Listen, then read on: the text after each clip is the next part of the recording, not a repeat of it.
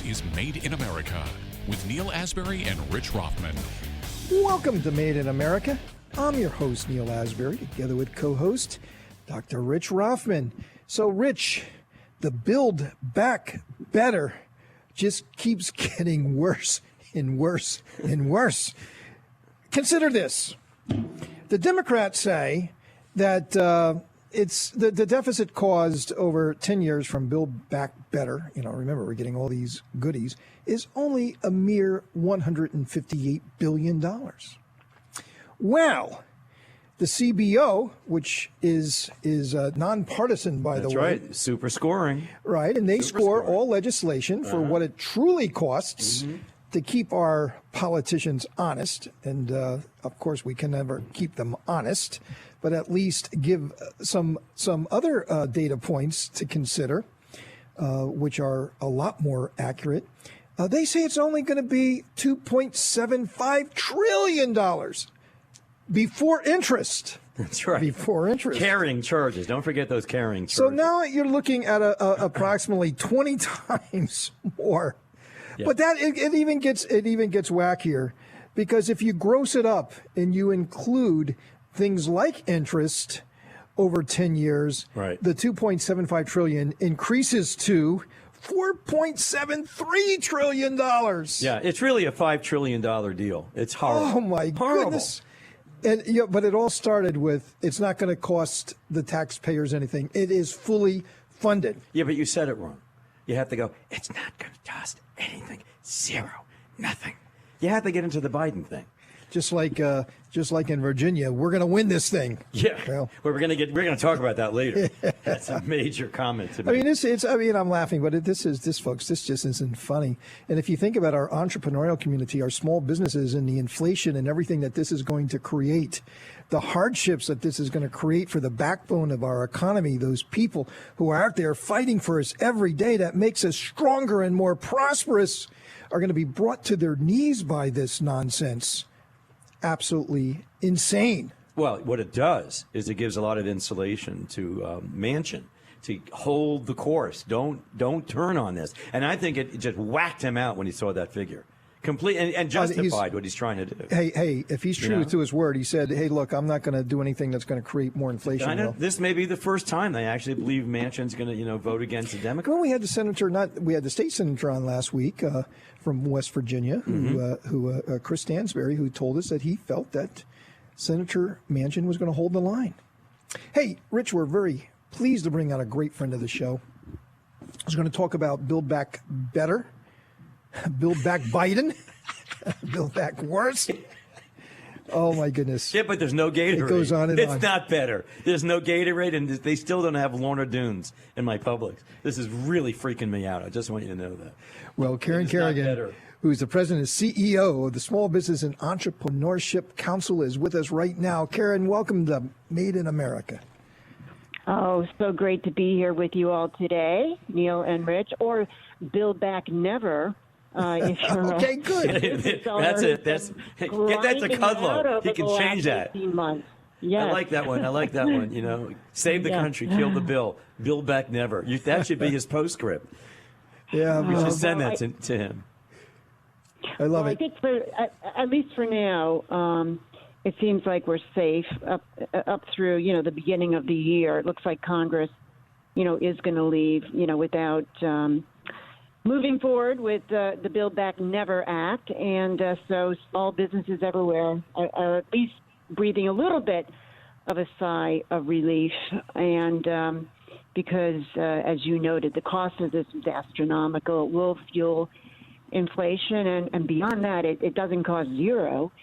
It's going to raise taxes on businesses organized as S corps, partnerships, and sole proprietorships by more than $500 billion over 10 years. So it really is these businesses that are going to be coughing up a lot of money, to pay for this bill that doesn't really pay for the entire bill, as the CBO,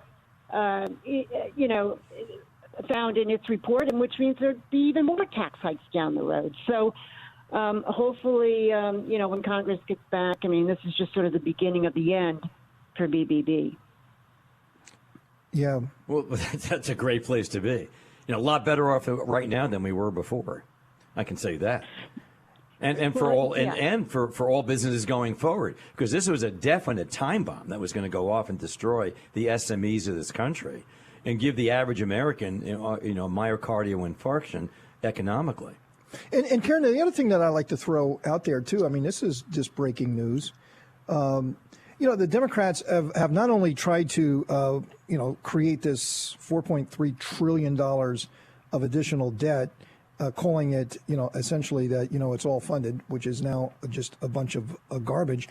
But not only were trying to make us go broke. Maybe that should be it. Build back broke. They were making us go broke with this bill. At least the alliteration continues. Yeah, we can have a lot of fun with this. There's parallelism in that. That's good. But the other thing, Senate parliamentarian, also nonpartisan, just came out and said that this huge immigration amnesty of 10, 12 million people that you just can't do. Can't do that. You can't do that. Only Congress can do that, and it can't be part of reconciliation.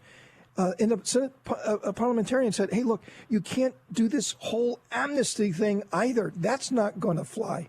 So that would have also been very devastating to our economy. What do you say about that? Well, I agree. And I think, there was more in this bill that was going to be subject to the parliamentarians' rule and what are called bird baths, where, both sides of the aisle, named after Senator Byrd and the Byrd Rule, these bird baths that they have, where Republicans and Democrats sort of make their case to the parliamentarian whether, provisions should or should not be included within Build Back Better. So I think it was going to go way beyond, even that immigration piece. And, given that it wasn't germane, and as you noted, that only there was a problem, in terms of the relevance and passing it as part of reconciliation. So I think the news would have got worse for Democrats and President Biden definitely before it got better in terms of things that were going to be challenged subject to the Byrd Rule and then pulled out of reconciliation. And these are things that Democrats were warned of, though, but they keep trying to push it through reconciliation. So I don't know what their strategy is other than to spend a lot of money and throw everything at the wall and hope something sticks. Again, I think when they get back in January, they said the negotiations will continue. Well, I'd love to be a part of this. Here, be a fly on the wall, right? Listening to what Manchin has to say, Senator Manchin, and to President Biden. But I think if they do anything, it's going to be far, far less slimmed down. And, if that happens, I don't know if it can pass the House, given the how vocal, the quote unquote progressives are on that side of the Hill.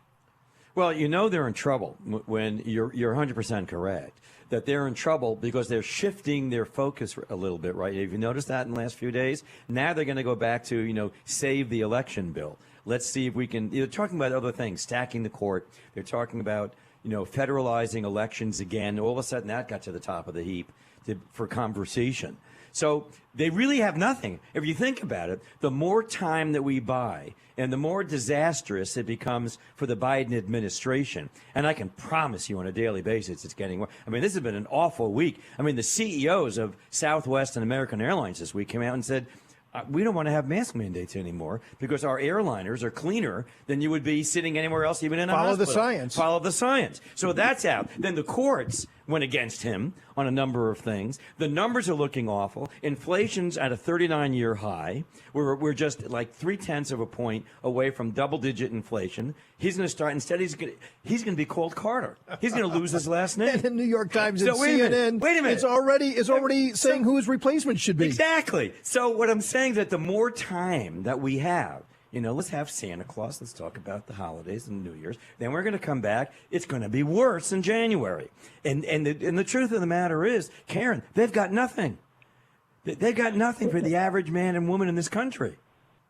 Well, that's because they're not focusing on what those core issues are, and they're not that different from the concerns of small business owners in terms of, all right, let's sort of get beyond COVID-19. We have to take care of this. Let's sort of focus on the economy and economic recovery.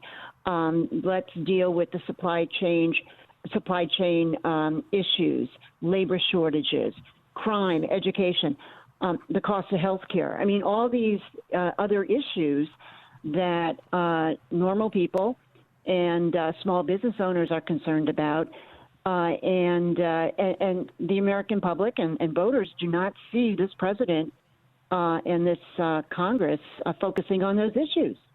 And, there was a CNBC quarterly survey that came out of small business owners last week, and 62% of small business owners say the Biden administration has been bad for small businesses and bad for the economy. So, they just don't see anything good coming out of this administration. And they're just not focusing on the issues that matter, to Main Street and to consumers and to families. Hey, Karen, it's really wonderful to have your thoughts and the work that you do on the Small Business and Entrepreneurship Council. And, you've been with us a number of times. We really appreciate your work and being with us and hope to see you again soon. Thanks for being with us. And Merry Christmas, Happy New Year, have great holidays. And we're going to come out of this. We're going to be a better country because we're going to have new leadership soon. Thanks for being with us. Yeah, you bet. You bet. And support small business, everyone, during the holiday season. Thank you so much. Absolutely. Coming up, Dr. Rich and I, we're just all fired up, and we still got a lot more to talk about.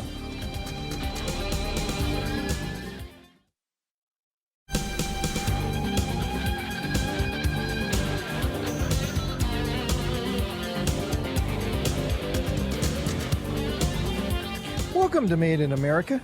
I'm your host, Neil Asbury, together with co-host, Dr. Rich Rothman. As I said, we are all fired up today. We got a lot more to talk about. We have another great guest coming up. Great guest. He's the Entrepreneur Philosopher. He's an author, a great guy. Sid Mohasseb. He's going to be with us here just in a moment. But before that, we got a lot to talk about still on inflation. Build Back Broke is leading us to inflation. Just talking about Build Back Broke is leading us to inflation. Just the concept of Build Back Broke. I mean, you ain't seen nothing yet once we get this thing passed, but we'll never get it passed. But if we did get it passed, oh my goodness, what a mess. And what is it now, Rick? Inflation is already at a 40-year high. Yeah, it's a 39 and a fraction year high. And then we haven't yet seen November and December numbers. They're going to be even worse because of the holiday, because of the holiday business and commerce and so forth. And the inflation. It's compounding, Neil. It's compounding every month. It's getting worse. There's more money chasing less things. So that is the definition of inflation, right? So, and then we're going to get into January and February, and inflation is going to go higher than it already is, and it's already at a 40-year high. But let's, Rich, let's listen to Rick Santelli from CNBC. He had this to say about inflation. The year-over-year numbers up 9.6 on headline producer price index. That is a new record. And if we look at food and energy year-over-year, up 7.7, also a new record. So, I mean, but you could go, industry by industry, and you're going to hear a new record. And think about what that does to our entrepreneurial business owners and what our small businesses and everything. How do you run a business that way? I mean, you're losing money because, your costs are going up faster than you can invoice something out for. You can't recover your costs that quickly. And then you get to a point to where nobody will buy your products. Well, Neil, and some of these calculations don't include energy and they don't include food. They conveniently leave some of that out. So if you think about where we're at right now and where we're going into next year, Neil, this is very, very, very uncharted territory for this generation, because it's been a long, long time since it's been in this condition right now. Now, we just heard Rick Santelli talk about food prices going up, right? Mm-hmm. Food prices. And everyone sees that. And everybody sees that. Yeah. I mean, everybody sees that. I mean, and go to a restaurant everywhere. You go to the supermarket. Certainly during Christmas, we're going to see it. But this is what Jen Psaki from the White House had to say about. This is a good one. This is about food inflation. Yeah. The President, the Secretary of Agriculture have both spoken to what we've seen as the greed of meat conglomerates. That is an area when people go to the grocery store and they're trying to buy a pound of meat, 2 pounds of meat, 10 pounds of meat. The prices are higher. That is, in his view, and the view of our Secretary of Agriculture, because of, you could call it corporate greed, sure. You could call it jacking up prices during a pandemic. You could call it a bunch of knuckleheads in Washington who happen to be leading this country right now. That's what you could call it. You know, what is it? You got this collusion going on with all of the American farmers and everybody doing that. And by the way, she's talking about, well, the meat farmers. How about everybody else? I mean, it's all food. How about all the seafood people? Are they also in collusion with this? How about all the bakers and people who produce any kind of food in this country? Vegetables, flour, wheat, whatever, soybeans, they're all going up. All ingredients, all supply chain side ingredients and products to get put together to make an ultimate product. Everything's going up. And why is that, if you think about it? Well, part of it has to go back to energy. If you want to look for one common denominator that covers everything that you just said, everything we're talking about, and everyone out there knows this, it's energy. Because everything has to be shipped. Everything has to have a cost factor for shipping. You ship something every day all over the world, Neil, and your costs have to be going through the roof. Oh my goodness, it's historic. Right? I mean, it's just unbelievable. In my case, you know, energy, and I use a lot of paper because I print magazines and so forth, and I can't plan month to month what my paper is going to be. 2 months ago, it was an $8,000 premium to get paper. Last month, it was $13,300. That's not even including the regular bill that I pay, which is another $25,000 on top of that to print my magazine. Next month, the guy just sent me a note today confirming the size and what we're doing, because we're going to go on press in a few days. He has to get the paper. There's a surcharge for that. So everything's being touched by this commonality. And the commonality, to a degree, is energy. Well, let's listen to another soundbite. This is a great one. The kind of in this segment here on inflation is Senator Scott from South Carolina. You got to listen to this one. Well, Bill, there's no doubt that when you think about inflation, it's bone-crushing, life-changing, hope-stealing, job-killing inflation. There's no doubt in my mind that I'm thankful that it's no longer considered transitory. Finally, Chairman Powell is speaking the truth, which is this is unprecedented. The last time inflation was this high, I had an afro. I mean, that really defines it. That sums it up. And what did Senator Scott say? Job crushing. Job crushing. It is. Who creates our jobs? Our small businesses, our entrepreneurs, our risk takers. It's crushing the backbone. The people who deliver for this country have always delivered for this country are entrepreneurs and small businesses. Hey, Rich, I mean, we're going to have a great guest. Coming up, we're going to have Sid Mohasseb.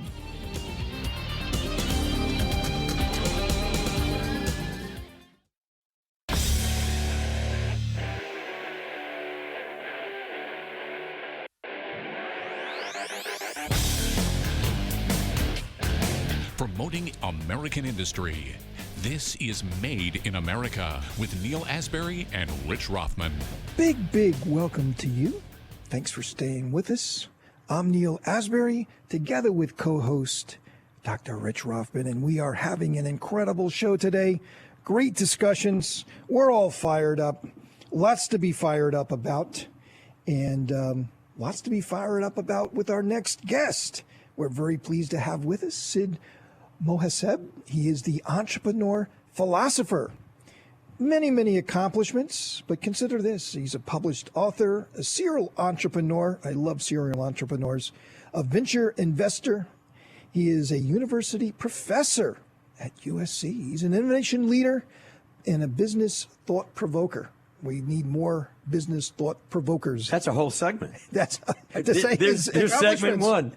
And I'm not done. And now it's time. Wait a minute. Now it's time to take a break. Now that way you understand who our guest is, we're going to take a break and come right back.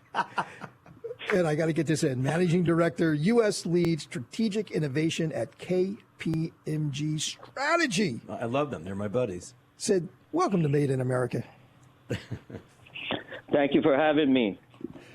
So look, The Hill. I don't really like a lot of their stuff, but I do like what I've just seen here, and it's a bit counterintuitive.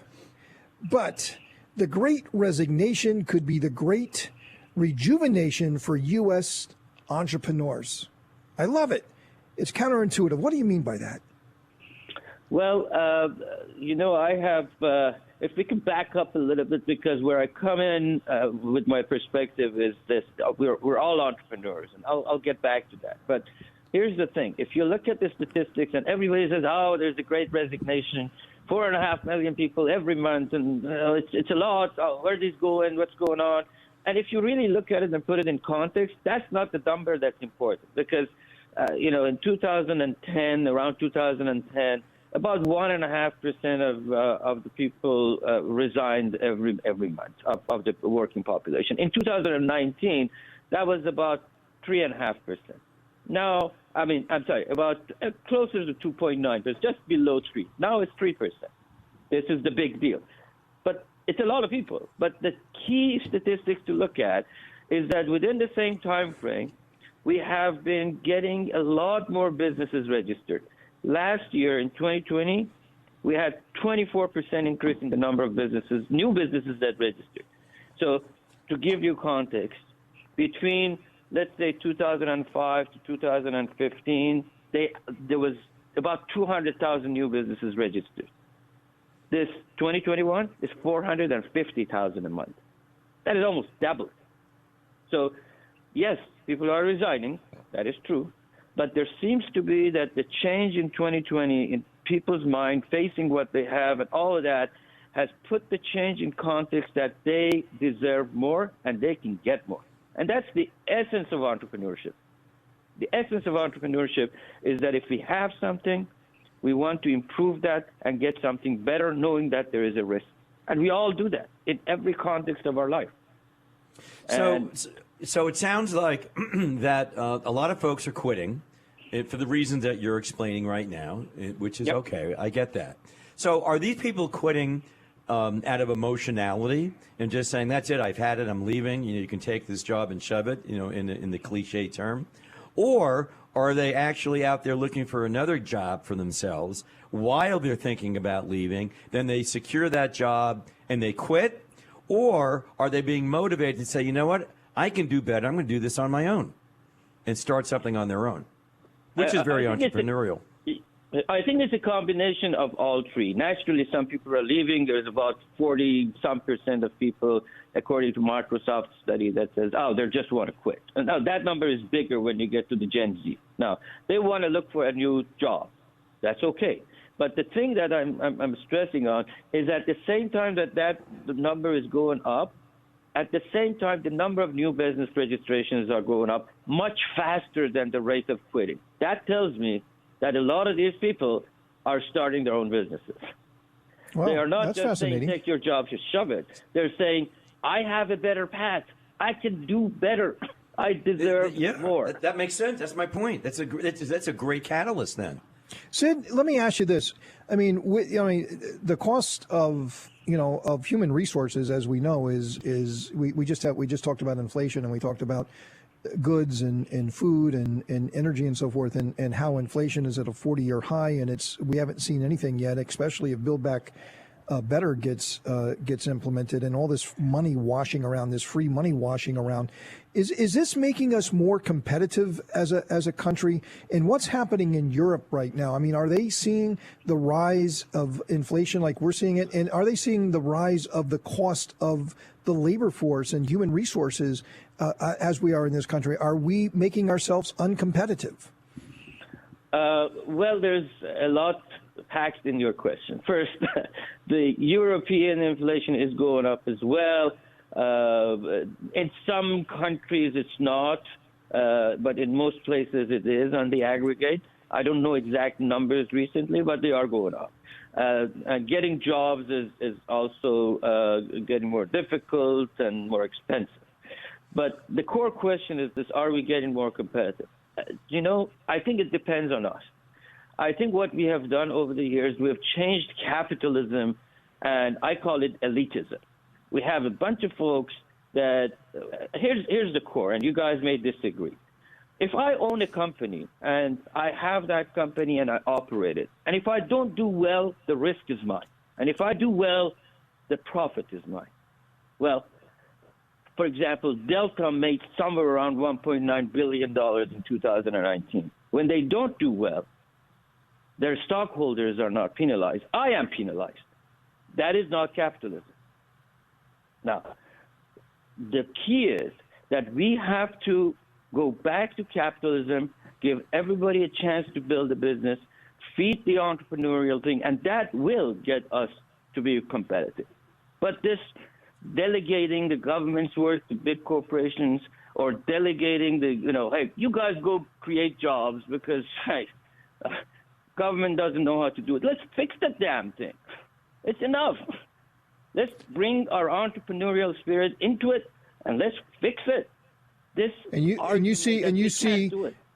you see now that our entrepreneurial community is thriving. I believe that's what you're saying. You're seeing a lot of people leave the workforce, but you're seeing a lot more entrepreneurial startups. And this I believe is the next evolution of America if we give it a chance. If we don't kill it. Well, this is our next generation, and the COVID thing, all of the death, all the horrible things, it has given people this enlightenment that, hey, change is not necessarily bad. If there wasn't any change, there wouldn't be any choices. We would always be having McDonald's for lunch, and that's it. We would always be this age. We would have 72 degrees outside. Change is the only friend we have in progress. Hey, Sid, we got to take a quick break. We're with Sid Mohaseb, and a great guy, the Entrepreneur Philosopher. We're going to be right back.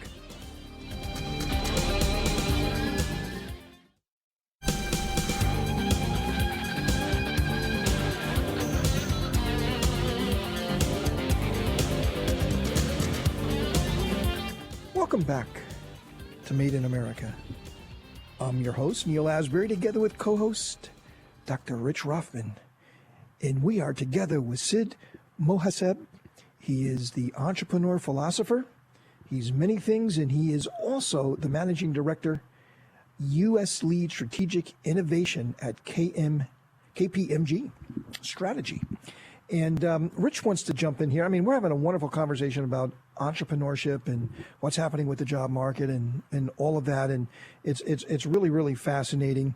And Rich wants to jump in. He has his perspective. Yeah, well, it's interesting. You were talking about how, this scenario economically is, being catalytic to people leaving their jobs, looking for a better opportunity. That might mean just finding another job and getting more money, more benefits, and better work environment and so forth. Or in many cases, folks, as Sid very aptly pointed out, that, I got an idea. Everything starts with, I got an idea. What do you think? And then you're gonna give it a shot because maybe this is the time to do it. Sid, one of the things, we're in South Florida, Neil and I. His company's in South Florida, my company's in Miami, Coral Gables, years in Miami. It's a very, very entrepreneurial environment. One of the things about Florida is that it is encouraged dramatically. It's a very business-friendly state, going back to Jeb Bush and currently right through the current governor. In Miami, seems to be an incubator, Sid. And by the way, KPMG has been really at the forefront of that with folks like Ted Fernandez in the day and Jim Horan with the Desk of the Americas. And then he took, Teddy's job, and Ted went on to Answer Think, Pat Salerno and so forth. I know a lot of the guys at KPMG. They were my accounting firm. But it seems like, you're right. People want to take the opportunity to create something, and sometimes the environment creates that opportunity for you, which is really, really good. The problem, and you're a professor in this, so I'm interested in your thoughts. And I've had, 10 different companies, and Neil has this huge company all over the world, 135 countries, hundreds and hundreds of employees. So we got these two guys here going back and forth. So do we have the opportunity with these people to make them into entrepreneurs? Not everybody can be an entrepreneur. It takes a lot of courage to be an entrepreneur because there are going to be times that you aren't going to get paid. Everyone gets paid but you. You know, you're going to get up at 2 o'clock in the morning, walk around, whatever you're going to do, in my case, the pool, and just say, how do I, meet payroll coming up in 2 days? Or how do I handle this problem? It's a lot of stress, a lot of strain. And it really, some people are very, very good at leadership that way, Sid. And a lot of other people are good following the leader. Doesn't mean they're not good at what they do, because you need those people to fulfill the ideas that you have and the leadership qualities that you're bringing forward to the company. So how does that square out with, all these people that are out there? Maybe they find out they're not the entrepreneur, but they really want to be supportive. So, Rich, I guess this is part of why people call me provoker, because I like to provoke. So my last book is called You Are Not Them. And the essence of it is this. I believe we're all entrepreneurs. It depends how we define entrepreneurship. Now, if you go back to the roots of how entrepreneurship was defined, it was somebody who is willing to exchange what they have for something better, knowing that there is a risk. And then knowing that there is a risk. So, but the question is, what is better? And you may define better as more money, more revenues, better products, this and that, and 17 cars in my garage. Somebody else may define the better as I can work someplace, do a good job, and make sure that I feed my family. That is better. If you look at that, people like Gandhi or Mother Teresa, they were smart people. They just applied their entrepreneurship talent differently. So if we take that, when I'm saying new businesses and new things, they have the talent. Now, they may not have the leadership qualities, they may not have, but those are the talent is the key. If I have a certain talent, I can build on it. Now, what do I mean by that? What I mean is we're different. You are different than Jeff Bezos. Jeff Bezos is different than Elon Musk. Is different than Henry Ford. They're all entrepreneurs, but they're very different. They have their own philosophy. They have their own being. They manage differently. They communicate different. And it is this understanding of who I am, what I define as better, and then applying that to create my ecosystem to do better, to deal with risk, to be authentic in my leadership, and that would create opportunities wherever we are. Even if you're working at a corporate, we are entrepreneurs. Why? We're fighting to get our position better, to get a better paycheck, to evolve in the place that we are. I hope that makes sense. That makes perfect sense, and I love that concept. We're all entrepreneurs, no matter who you are. We're all mini corporations. I love that. Yes. Hey, Sid, it's been wonderful to be with you. Unfortunately, we're out of time. We're going to have Phil get you back soon. Sid Mohasseb, we're really pleased to have you with us, the Entrepreneur Philosopher. And you certainly are, sir. You certainly are. Thanks for being with us. Thanks. Coming up, Dr. Rich and I have some final thoughts for the day.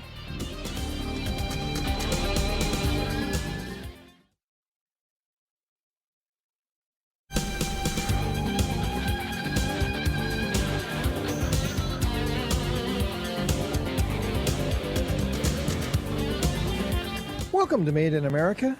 I'm your host, Neil Asbury, together with co-host Dr. Rich Rothman.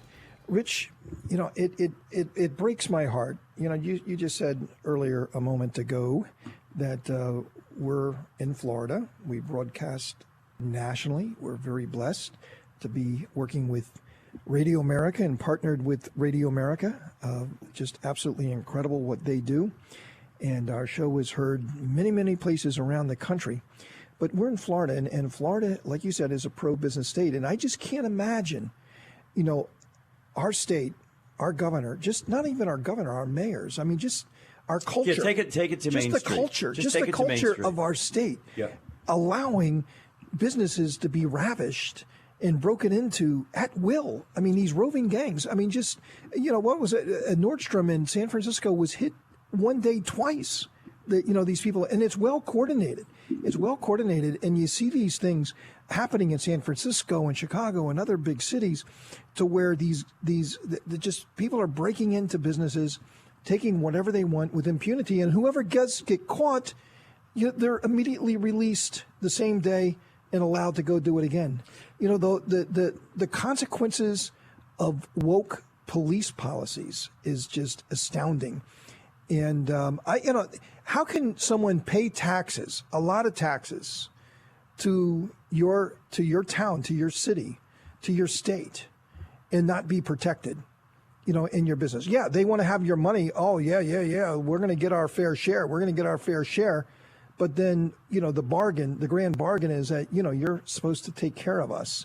And one of those things, just basic things, is our safety, is our security. Well, yeah. There is none. If you don't have that, you have nothing. How can an entrepreneur, we just heard from Sid Mohasseb, and he was talking about everybody's an entrepreneur, and everybody wants to take what they have and have something Everybody better. wants to improve themselves. Everybody wants to improve themselves. How can you do that in How can chaos? you do that in the middle of anarchy? No, you can't do that. You can't do it. No. Let's listen to the mayor of San Francisco talking about this. All of our residents, our workers, and everyone who visits our city should feel safe no matter what part of town they're in. But when a line is crossed, people have to be held accountable for the crimes they commit in our city. And that's where our police officers have been critically important to our ability to do so. Duh. But so why did you take all the money away from them? Exactly. Why did you demoralize them? Why did you call them the enemy? Exactly. Why are you rioting against them? Why did you invite these groups into your city who are saying these slogans, which I don't even want to repeat, of what they want to do to our police? I mean, you're nuts. You created it. You created it. Now you must own it. Well, that's exactly correct. And it's not very complicated as to what they have to do. Think about this. In San Francisco alone, you have allowed people to live on your streets, defecate on your streets, shoot up on your streets. You've provided areas and parks that's a safe place to shoot up. You've allowed the crime to occur as a result of that. You've told the police that they can't do anything. And when they do something, you have a district attorney who won't do anything. So you get them in, you let them out, you won't charge them, you won't indict them, you won't prosecute because you have all these Soros paid for, district attorneys who will not take these people to jail. He will not do that. So you're thinking, why would anybody? Think for a second. The Walgreens in San Francisco have closed up shop. They're moving out a whole bunch of their stores because they can't afford the petty theft. It can't happen. So you made a very good point. San Francisco, California, one of the most expensive places to live. Gordon Ramsay just said goodbye. He's leaving. He's coming to the... He's going to Texas. He's going to go to Texas. He's going to do a lot of barbecue. It's going to be on TV. That's like all everybody else. Like everybody else. He's going to lasso a cow and, barbecue it. But the point of the matter is, this is not very complicated. You cannot turn your back on crime. You cannot try and rationalize insane people who want to hurt you. You can't sit back and watch 80 people go into a Nordstrom's and rip the place apart, and they've got their cars. I actually thought they had valet parkers. I thought they were valet parking their cars so they'd be right there when they ran out with thousands of dollars worth of goods. The electronic stores, the Apple stores, for example, are getting ripped off left and right. But I find what's amazing, why don't we listen to Nancy Pelosi's quick comment as to where she thinks it comes from or not? Well, it is. It's absolutely outrageous. Obviously, it cannot continue. But the fact is that there is an attitude of lawlessness in our country that springs from I don't know where. She don't know where. I don't know where. I don't know where it comes from. I have no idea. You're stepping over people who are heroin down. I know nothing. I know nothing. I know nothing. I mean, Jesus, help us. Well, Rich, great show, but unfortunately we're out of time. But we're going to be back again next week for another adventure of Made in America, where we never stop fighting for your jobs.